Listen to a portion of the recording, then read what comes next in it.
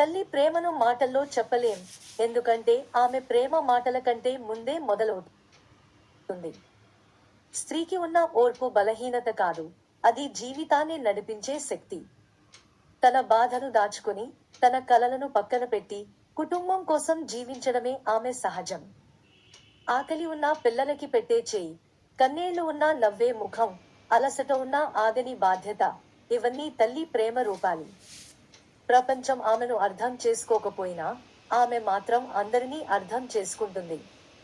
మాటల్లో చెప్పని త్యాగం, చూపుల్లో దాచుకున్న ప్రేమ, మౌనంగా భరించే ఓర్పే స్త్రీ గొప్పతనం.